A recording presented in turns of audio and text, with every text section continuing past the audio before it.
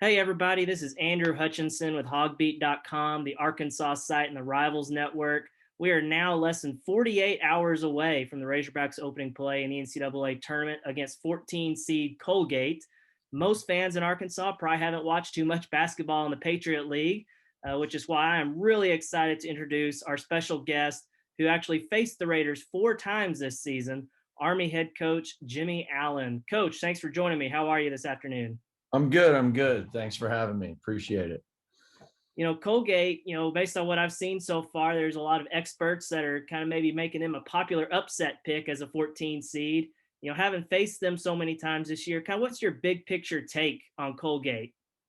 Well, I mean, they're a team with a ton of experience. They've got a number of guys that have, they've played in championship level games and also certainly in the NCAA tournament 2 years ago. They gave Tennessee quite a scare. And they're a balanced team. They're very, very talented. They've got the player of the year in our league in Jordan Burns, and then Nelly Cummings, the other the other guard in the backcourt, is a transfer from Bowling Green's, played at a high level as well. So, those two guards just in and of themselves give you some headaches. And then, of course, you have the one reason I wanted to talk to you specifically is you have the unique perspective of being the only coach that beat them this year.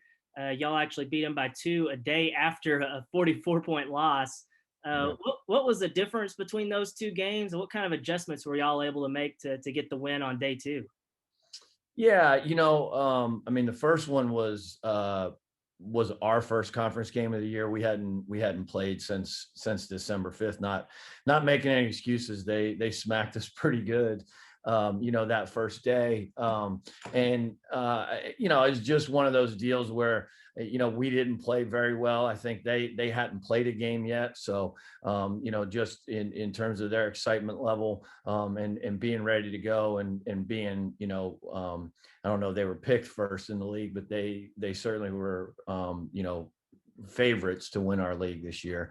And they shot the ball really well, and we didn't shoot the ball really well. And when you lose by 44, there's a lot of things you can adjust. But we were focused really on just kind of playing the way that we normally play. I mean, we got away from some things on the offensive end. We were impatient with the basketball, and then we certainly had to be a little bit better defensively, and especially handling Burns and and Cummings. So, we were able to do some things, from one game to the next to change up a little bit.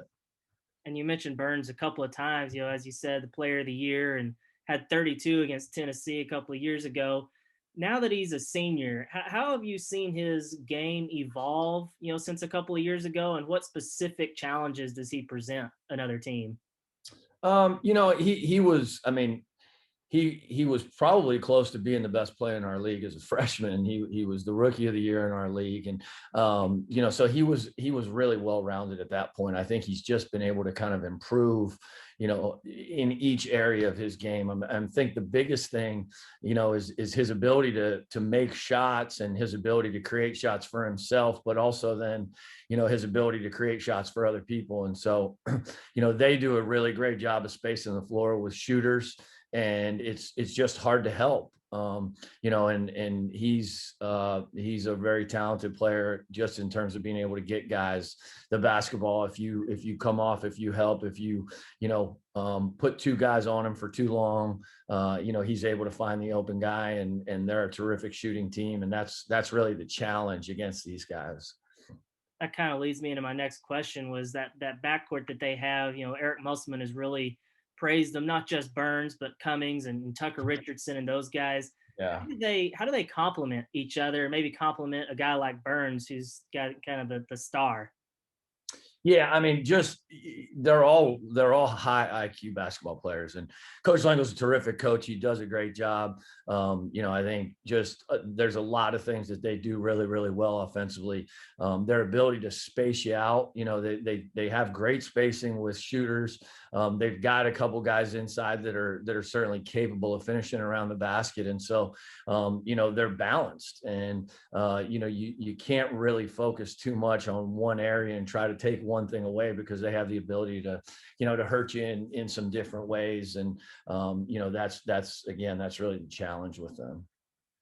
Now, if Colgate's going to pull off the upset as a 14 seed, what's going to be the key for them? What do they need to do well in order to pull off the upset? Yeah, I mean, honestly, and just full disclosure, I haven't watched a lot of Arkansas this year. I've watched a lot of Colgate. When you play somebody 4 times, you certainly get to know them. But I think in any situation, certainly in the NCAA tournament, having a really good day, shooting the basketball from 3. I mean, that's something that they do particularly well.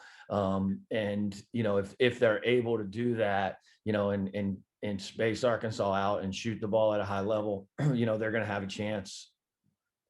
And then kind of on the flip side of that, the last thing I got is, if you were to talk to Eric Musselman or somebody with Arkansas, what would you say would be a piece of advice or a tip of how to slow down Colgate? I mean, they're just going to have to be solid defensively. I don't know that I have any great insight in that regard. Especially not really knowing Arkansas's team. Mm-hmm. Well, I think that's all I have, Coach. I appreciate you taking the time to give us some insight on Colgate, a team we're not very familiar with down here in Arkansas. And best of luck in the CBI next week and in the future. Thanks. Appreciate it very much. Very much. Thanks.